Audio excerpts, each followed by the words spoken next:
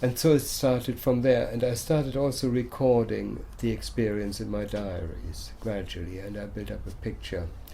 And then one night, very early on in the mid-70s, I had one out-of-body experience which surpassed everything else I had experienced before. Almost as soon as I lay down in bed and closed my eyes, I found myself outside my body, and I literally walked through the front door in the town where we lived in Bournemouth, and I had about 8 hours where I just wandered around, outside my body in Bournemouth, and was exploring the environment, talking to people. By that time I discovered that there are multiple realities, and I already identified that the reality I was in was actually a counterpart of Bournemouth, which had a lot of other sort of aspects which were present. Sort of a non-physical duplicate. And a non-physical duplicate of Bournemouth, But the startling thing was, although I was aware of it, and I was investigating it and checking out almost every detail that I came across, the frightening feeling was that I thought I may have died somehow, And, very valid thinking, actually. Yes, and I thought, so I had to go back to my physical body to make sure I was still alive. And this happened throughout the experience quite a few times.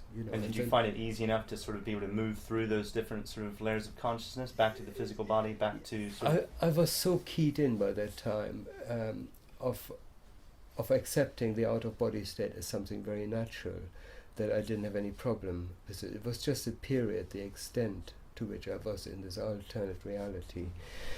The only disadvantage is I had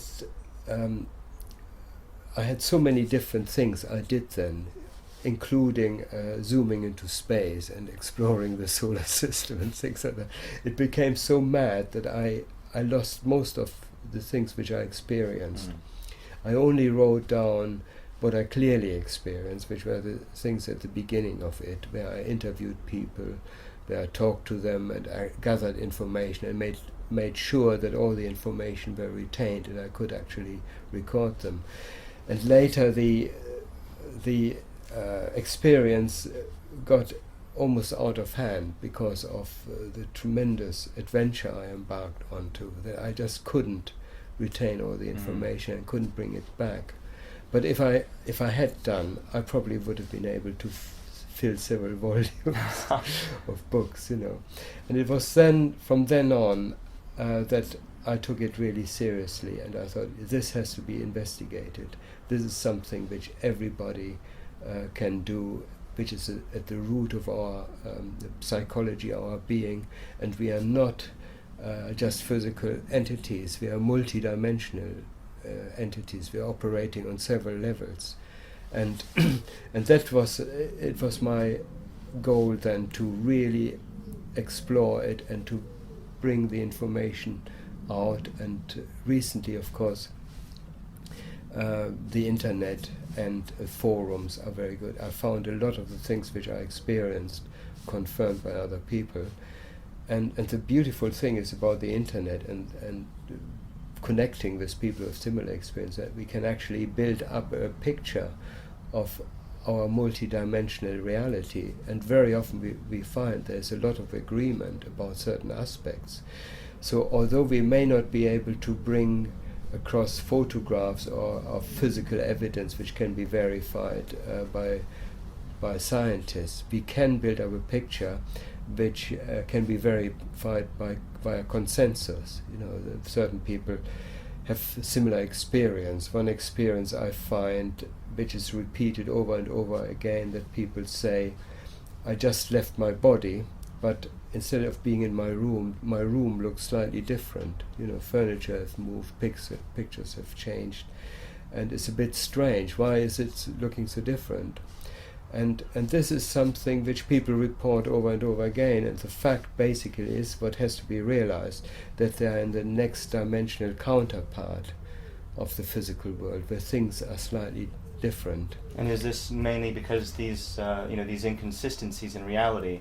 Is it because these sort of those dimensions are in a sense taking on the more dynamic qualities of sort of that non-physical reality, thought responsiveness? Yes, that's what I found. That the next dimensional counterpart. I have to say that everything that exists here has got multiple level. That's at least is my experience. So there is not just one counterpart, but the one closest to the physical level in terms of energy will be the one which most closely resembles the physical aspect. But as we move into higher energy levels, the environment changes quite considerably until we're only left with a feeling of what the environment feels like. You know, it can have totally changed. But the lowest dimensional counterpart is resembles very much the physical, but it contains also aspects of our subconscious thoughts, the way we may think about our environment in the daytime. This will have an effect on the next dimensional counterpart of the environment. So pictures change. The garden is already in full bloom in the summer when it's actually winter, and things like that. Yeah, I find that really interesting as well, in regards to this idea of manifestation and the process of manifestation, because through my own sort of experiences in the out-of-body state of consciousness, I've come to realize that when we are in these counterparts and we are sort of looking at these artifacts, which typically are not sort of part of our waking reality. In a sense, this is the residue of our focused thought, like you were just saying. But what that, in a sense, demonstrates is that absolutely everything in this reality does have like an energy foundation, kind of like our first energy body. Yes. And that, in a sense, that is the part of the manifestation process where you have that non-physical creation, which is being driven by our conscious and subconscious sort of continuous thoughts. What's your sort of viewpoint on this? Yes, that's what I found. I mean, quite recently I had an experience where I literally was connected to the root energy of things, and that happened during a meditation process. That I suddenly found that the physical chair I was sitting on at the time, in relation to what I experienced, was more like a hazy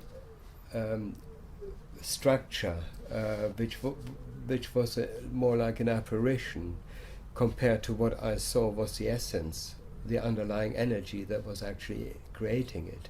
And that was a very, very powerful experience, because I realized that at the root of everything we see and everything we think of and every concept we have is a very powerful energy, and the energy is just consciousness. There's no other way of describing it. There's no way I could give it any other attributes than saying there's just beingness, awareness, it's consciousness, and that's literally everywhere, And no matter what the appearance is, whether it's a thought, a chair, the physical world, a social situation, you can name it. At the root of it is consciousness, and this consciousness is a driving motor behind it, and we're using this consciousness to modify and create our own world. So we have got to be aware, actually, what our consciousness is at the root, in order to realize what we are. So the less we are aware of the root energy, the less influence we have, or the less energy we have at our disposals to manifest things, or to create things, or to be effective. So what you're saying is, by being very sort of interactive with this root level of consciousness, we can become more powerful manifestors. Yes, I think what is important to realize is that the root energy is actually not at a certain place, or is not in a shrouded in a certain philosophy or belief system or mystery. It's actually the root energy is simply there around us all the time. So permeating all of reality. Yes, at every one time it is at our disposal. We don't have to do anything. The only thing we need to do in order to tune into it, we have to stop the being sidetracked by the chatter within our mind, and that's the key thing, and that's why I think meditation is so important, because the chatterbox in our mind is continuously distracting us from awareness of this root energy around us, and that's why I always say, we have got to find a way of creating stillness.